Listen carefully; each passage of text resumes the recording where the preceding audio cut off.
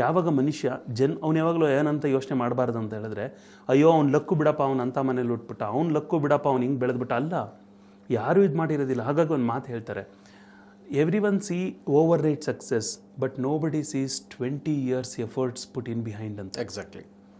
ಒಂದು ಕ್ಷಣದಲ್ಲಿ ಅವನು ಸ್ಟಾರ್ ಆಗಿಬಿಟ್ಟಿರ್ತಾನೆ, ಆದರೆ 20 ವರ್ಷ ಅವನು ಎಫರ್ಟ್ ಹಾಕಿದಾನಲ್ಲ, ಅದು ಯಾರಿಗೂ ಗೊತ್ತಾಗ್ಲಿಕ್ಕಿಲ್ಲ ಅಲ್ವಾ? ಕರೆಕ್ಟ್. ಈಗ ಯಶ್ ಅವ್ರನ್ನ ನೋಡಿದ ತಕ್ಷಣ wow what a star is ಅಂತ ಅನ್ಸುತ್ತೆ. ಆದರೆ ಎಷ್ಟೋ ವರ್ಷಗಳು ಅವರು ಕನ್ಸಿಸ್ಟೆಂಟ್ ಆಗಿ ಅವರು ಸಣ್ಣ ಸಣ್ಣ ಸೀರಿಯಲ್ಸ್ಗಳಲ್ಲಿ ಸಣ್ಣ ಸಣ್ಣ ಪಾತ್ರಗಳೆಲ್ಲ ಮಾಡ್ಕೊಂಡು ಬಂದು ಇದು is a pan India and whole world wide he knows ಅಲ್ವಾ?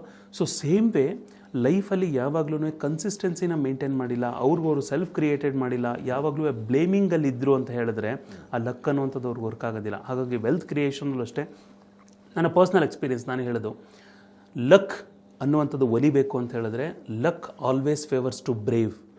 ಯಾರು ನಿರ್ಧಾರಗಳನ್ನು ಮಾಡ್ತಾರೆ ಅವನು ಮಾತ್ರ ಲಕ್ ಒಲಿಯುತ್ತೆ.